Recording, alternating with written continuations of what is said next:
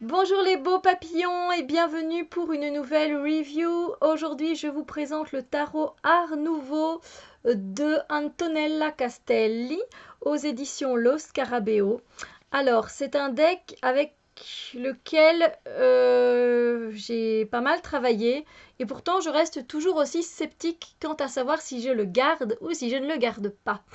Je le trouve très beau. Voilà, ce côté art nouveau, justement, architectural, floral, est très intéressant. Il est très beau et il y a une partie très féminine et dans certaines cartes, un côté très masculin. Euh, mais mais le côté masculin, je trouve qu'il est un peu despotique, il est fort dur, il est dans la soumission, le côté masculin, et du coup c'est ça qui me fait hésiter. Je vais vous montrer les cartes, vous allez comprendre. Donc voilà. Qu'est-ce que je peux vous dire d'autre? Bien, on va regarder, hein. On va regarder les cartes. Le petit livret, bah, c'est un petit livret Lo Scarabeo, il n'y a rien de bien extraordinaire, hein. Voilà, c'est en différentes langues. Le français, il est où? euh, il est pas là, non? Non. Souvent en dernier, quasiment.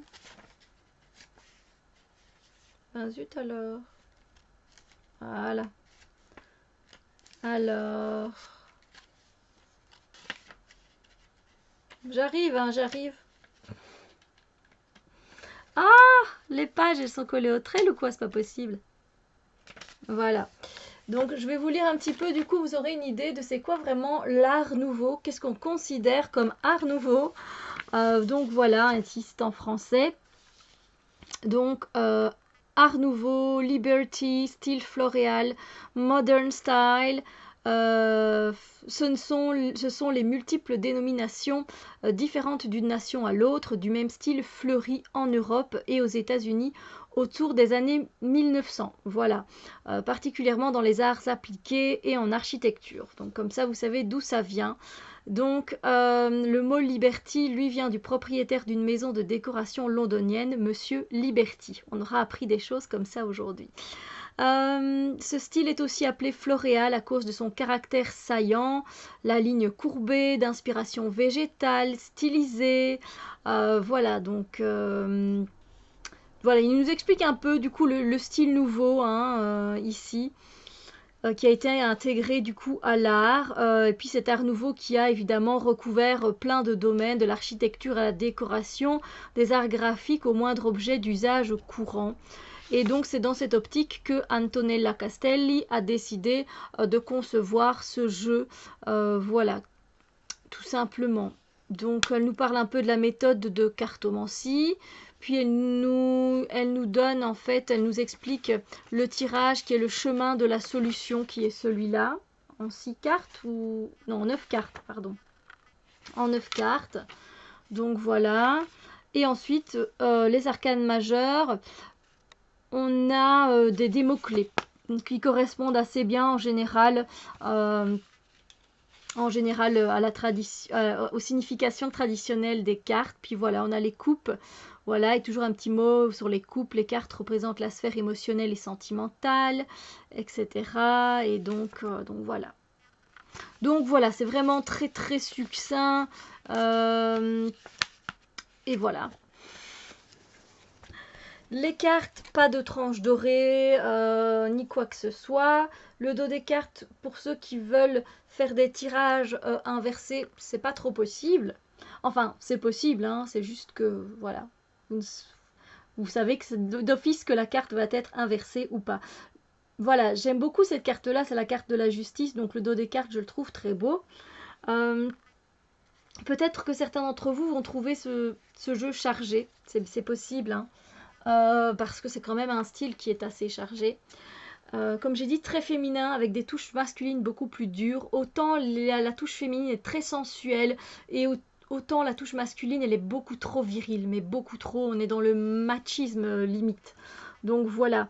Alors, des fois, les cartes ne correspondent pas à la signification traditionnelle. Quand on se plonge dans le dessin, si j'enlève le 7 et que j'enlève le denier, on se dit, mais est-ce que ça représente vraiment ça? Non. Voilà. Voilà, donc je vous laisse admirer parce que je trouve que ça reste néanmoins un très beau tarot. Je l'aime beaucoup et c'est ça aussi qui me fait hésiter à le vendre, à l'échanger. J'hésite. Alors ça, sachez-le, le roi de coupe, c'est le seul roi qui est plus ou moins gentil et le plus proche de la femme et qui est le plus doux. Voilà, parce qu'effectivement, dans chaque photo de roi, on voit à chaque fois la reine ou une femme à côté de lui. Voilà.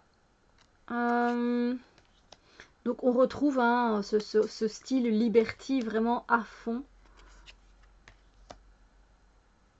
dans le tarot. Hein. Ça c'est sûr qu'on ne peut pas le louper.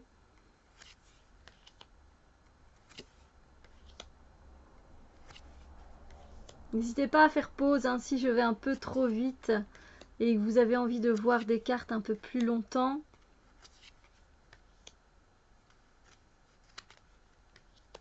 Voilà, par exemple, cette carte-là, moi je la trouve très dure. J'ai l'impression qu'elle veut s'échapper et que voilà, elle n'a pas le choix que d'être soumise à ce roi despotique. Donc en fait, on est vraiment dans le roi de Pentacle qui est méchant, qui veut posséder à tout prix, bon parce qu'il y a ce côté de possessivité matérielle mais aussi humain du coup et c'est quand même assez hard. Voilà. Sinon, du reste, je trouve que les cartes sont belles. J'aime beaucoup les couleurs qui se dégagent de ce tarot. Et si je vous fais la review, ça fait longtemps que je l'ai, hein, ce tarot. C'est vrai que je suis en train de remarquer que je suis en train de vous sortir des vieilleries, comme on dit. Mais bon, voilà, ça, quand on aime, c'est jamais vieux, en fait. Hein. Et oui, qu'est-ce que j'allais dire? Je ne sais plus. J'ai perdu le fil de ma pensée.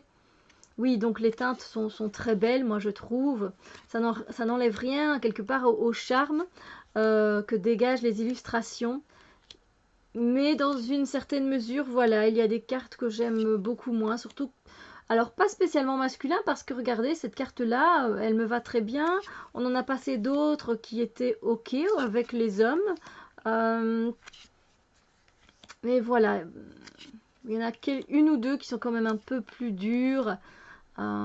Et du reste, c'est pour ça que j'hésite, parce qu'il n'y a pas beaucoup de cartes qui me déplaisent pas. Il y en a peu finalement, donc voilà. C'est ça qui me fait hésiter.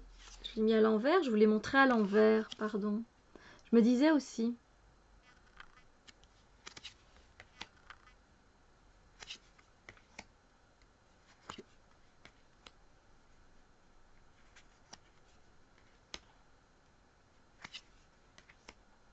Voilà, l'ermite, il est très, très ermite.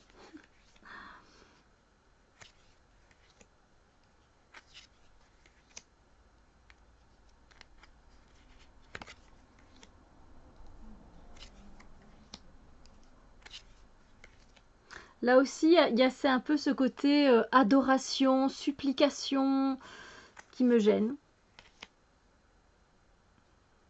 Voilà, c'est particulier. Je pense que c'est vraiment plus les cartes des rois qui me dérangent que les autres. Là, encore une fois, on dirait que c'est lui qui domine. Moi, j'aime quand il y a un juste équilibre, hein, donc d'office, c'est pas le genre de carte que j'apprécie dans un jeu. Je sais hein, que ça fait travailler certaines choses en moi, évidemment. Hein. Cette carte-là, je trouve qu'elle n'a un peu rien à faire dans le style. Je ne sais pas si c'est moi ou... Mais voilà, pour moi, elle est en total décalage.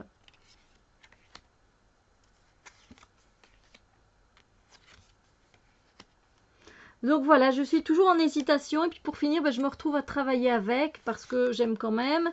Et puis je me dis, oui mais non. Donc voilà. Qu'en pensez-vous? Alors celle-là aussi, elle est très hard. Qu'en pensez-vous? Dites-moi tout. À propos de ce jeu, si c'est un jeu voilà, que vous avez déjà aussi, vous êtes comme moi peut-être dans l'hésitation. Oui, dans l'hésitation peut-être à cause de certaines cartes, ou est-ce que c'est trop riche pour vous? Voilà, parce que oui, il y a pas mal de richesse au niveau des décorations. Et est-ce que ça peut vous gêner, vous, dans le tirage? Moi, non, pas particulièrement. C'est plus les... Voilà, c'est plus ce genre de cartes que j'aime moins. Sinon, du reste, je l'aime beaucoup. J'aime sa sensualité. J'aime ce côté un peu printanier, fleuri, du coup, oui. Voilà. Et les couleurs aussi, je les aime beaucoup. Donc voilà, ça me fait hésiter. Ça me fait encore hésiter.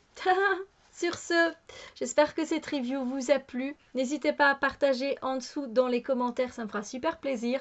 Et on se retrouve très bientôt pour d'autres vidéos. Bisous lumière.